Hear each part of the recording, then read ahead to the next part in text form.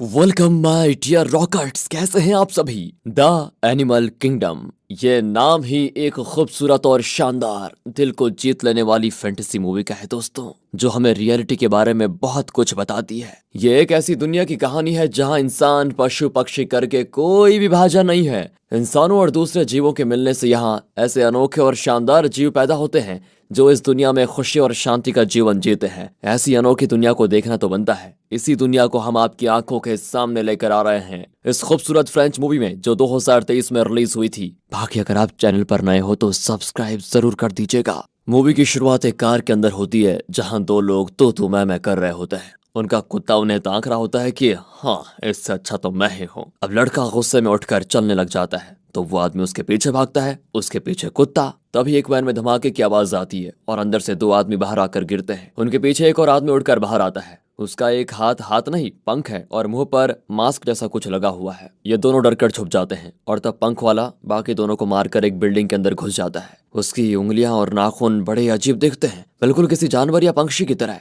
अब ये दोनों जैसे तैसे करके कार में हॉस्पिटल पहुंचते हैं। दरअसल ये दोनों बाप बेटा हैं। बाप का नाम फ्रैंकोइस और बेटे का एमिल होता है। हॉस्पिटल में एक लड़की बैठती है जिसका मुंह एक बर्ड की तरह है। डॉक्टर इन्हें बताती है कि पिछले कुछ हफ्तों से आपकी वाइफ को दौरा नहीं पड़ा है और ये बहुत ही अच्छी बात है, पर उसका हॉस्पिटल में रहना ज्यादा अच्छा है क्योंकि आप घर पर मैनेज नहीं कर पाएंगे ना, इसीलिए। अब फ्रैंकोइस भी उसको ताना मारते हुए कहता है कि अरे हम तो अच्छे से मैनेज कर रहे थे, लेकिन आप ही लोग हैं जो उसको जबरदस्ती यहाँ पर लेकर आ गए। देखिए ये सरकार का ऑर्डर है तो हम क्या कर सकते हैं इसमें। वैसे नॉर्थ में हॉस्पिटल का एक नया ब्रांच खुला है, अगर आपको वहाँ पर ज्यादा सुविधा लगे तो आप वहाँ शिफ्ट कर सकते हैं। फिर फ्रैंकोइस अपनी वाइफ के कमरे में जाता है। जब वो बाहर आता है तो एमिल से कहता है, बेटा क्या तुम अपनी माँ से बात नहीं करना चाहते। वो भी कहता है कि मैं क्या बात करूँ, करूंगा भी तो उनकी समझ में तो आने से रहा। बेटा वो तुम्हारी माँ है, तुम्हारी बात समझने की उससे जरूरत नहीं है, सिर्फ तुम्हें देख ले बस वो खुश हो जाएगी और यही तो हमें चाहिए। अंदर उसकी माँ पीठ दिखाकर बैठी होती है और लगता है उसके चेहरे पे घने बाल हैं। वो मुड़ती है तो पता चलता है कि उसका चेहरा इंसानों जैसा नहीं, किसी एनिमल की तरह दिखता है। और यहाँ पर फ्रेंच लैंग्वेज में मूवी का टाइटल द एनिमल किंगडम डालकर होती है मूवी शुरू। हमें बताया जाता है कि इंसान का जानवर की तरह बनना एक बीमारी है और इस बीमारी का इलाज ढूंढने में सरकार पूरी तरह से लगी हुई है, पर अभी तक कुछ नहीं मिला।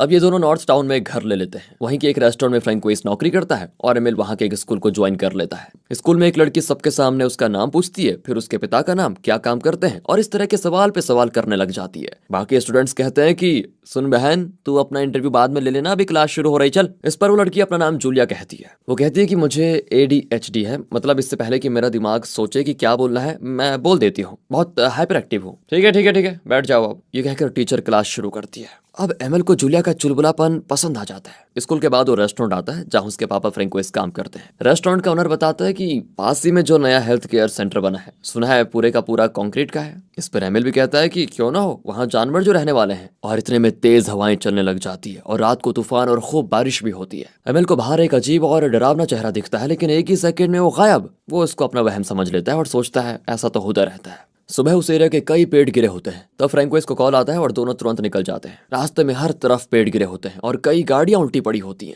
फ्रैंकोइस घबरा कर एक जगह पर पहुंचता है और पुलिस वाले उसे आगे जाने से रोक देते हैं। पानी में देखते हैं तो एक बहुत बड़ी वैन गिरी पड़ी होती है जिसको वो उठा रहे हैं। उसमें एक बड़ा छेद होता है। फ्रैंकोइस पूछता है, मेरी वाइफ मेलिंडा को क्या हुआ है। फिर वो लोग अपनी लिस्ट चेक करके बताते हैं कि जिन लोगों की लाशें मिली है उनमें ये नाम तो नहीं है। दरअसल कल रात फ्रैंकोइस की वाइफ मेलिंडा और दूसरे पेशेंट्स को नए सेंटर में शिफ्ट कर दिया जा रहा था और उसी वक्त आंधी और बारिश शुरू हो गई और ये वैन पानी में गिर गई, इसलिए फ्रैंकोइस को यहाँ पर बुलाया गया होता है। अब फ्रैंकोइस पूरे जंगल में अपने और एमिल के ड्रेसेस को यहाँ वहाँ लटका देता है ताकि अगर मेलिंडा बचकर जंगल के अंदर गई थी तो इनके कपड़ों को स्मेल करके वो इनके पास आ जाएगी। दरअसल मेलिंडा की गंध पहचानने की शक्ति बहुत तेज है। अब एमिल स्कूल जाता है तो वहाँ स्टूडेंट्स कहते हैं कि कल रात के तूफान और बारिश के बाद करोड़ों का नुकसान हो गया है और इसे नेशनल डिजास्टर अनाउंस कर दिया गया है। और सुना है कि पास ही के गांव में एनिमल ह्यूमन को भी देखा गया था। और अब एनिमल ह्यूमन के बारे में सुनकर एमिल तो टेंशन में सामान गिरा देता है। जूलिया पूछती, बेटा तुम इतने टेंस्ड क्यों लग रहे हो। एमिल कोई जवाब नहीं दे पाता। फिर PT पीरियड होता है तो वहाँ पर टग ऑफ वॉर चल रही होती है। तो वो हारती हुई टीम के साइड में जाकर रस्सी को धीरे से खींचता है तो ऑपोजिट टीम पूरी तरह से आगे गिर जाती है। और यहाँ पता चलता है कि एमिल के अंदर बहुत ज्यादा ताकत है, पर वो दिखाना नहीं चाहता। एक लड़का उसे फ्राइडे पार्टी के लिए बुलाता है, पर एमिल मना करके अपना हाथ दिखाते हुए तेजी से घर की ओर भाग जाता है। उसकी उंगली में थोड़ा चोट आ गई थी और नाखून के बीच कुछ फंसा होता है। वो किसी चीज से उसको पकड़कर खींचता है तो खून पिचकारी की तरह निकलता है। फिर वो शर्ट उठाकर आईने में देखता है, ओह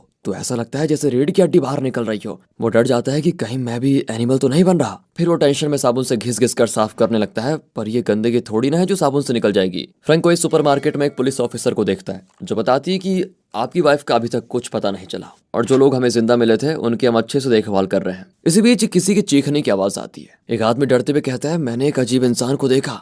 अब एमएल मिड सेक्शन में जाकर देखता है कि कहीं मरिंडा यहाँ तो नहीं आ गई, पर वहां पर एक छोटा लड़का बैठा होता है जो देखने में इंसान और ऑक्टोपस का कॉम्बिनेशन लगता है। इन्हें देखकर वो बचकर भागता है और हाथ आई कई और चीजों को उठाकर पुलिस ऑफिसर पर फेंक देता है, पर वो भी किसी तरह उस लड़के को पकड़ ही लेती है। फ्रैंको इस रैक के नीचे देखता है तो वहां पर एक छोटी लड़की होती है जो बर्ड जैसी दिखती है। इतने में पुलिस वाले उसको पकड़ कर लेकर जाते हैं। फिर पुलिस ऑफिसर फ्रैंकोइस को अपना नाम अना बताती है। वो फ्रैंकोइस को देखकर हैरान रह जाती है कि इतना सारा सामान आप किस लिए खरीद रहे हो। फ्रैंकोइस झूठ कहता है कि कुछ नहीं, मैं कैंपिंग करने जा रहा हूँ इसीलिए ये सब ले रहा हूँ, पर असल में वो ये सब कुछ खरीद रहा था ताकि अगर उसकी वाइफ उसे मिल जाए तो उसे इनकी जरूरत पड़ेगी। वो घर आता है तो बहुत ही गंदी बू आ रही होती है। वो एमल से पूछता है तो वो तो बेड से उठने का नाम ही नहीं लेता। तभी जूलिया उसको मैसेज करती है कि फ्राइडे पार्टी में तुम जरूर आ जाना। अब फ्रैंकोइस कहता है कि बेटा तुम्हारी माँ जरूर जिंदा होगी, मुझे पता नहीं क्यों लग रहा है। उस एक्सीडेंट में कई लोगों का पता नहीं चला और शायद वो जंगल में छुपे हुए हैं। आज सुपरमार्केट में 2 एनिमल ह्यूमंस को पकड़ा गया। तुम डरो मत, फ्राइडे को हम तुम्हारी माँ को ढूंढने जाएंगे। एमएल कहता है कि पापा फ्राइडे को तो मुझे पार्टी में जाना है। फ्रैंकोइस उसको हंसता हुआ कहता है कि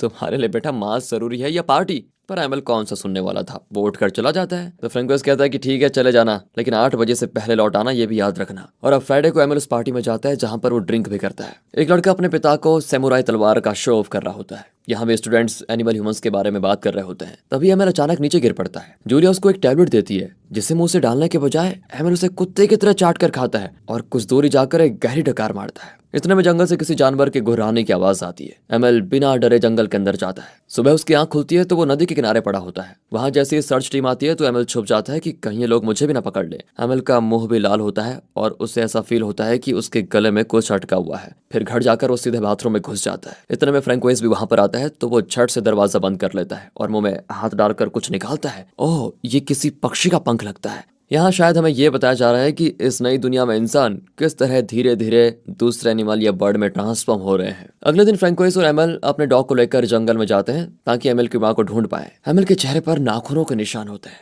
दरअसल हुआ यह था कि जब उसकी मां मेलिंडा ने उस पर भी हमला करना शुरू कर दिया तब जाकर फ्रैंकोइस ने उसको हॉस्पिटल में एडमिट किया था। अब फ्रैंकोइस मैप में मार्क कर लेता है कि इन जगहों पर हमें तलाश करने जाना है। फिर घर लौटते वक्त भी एमएल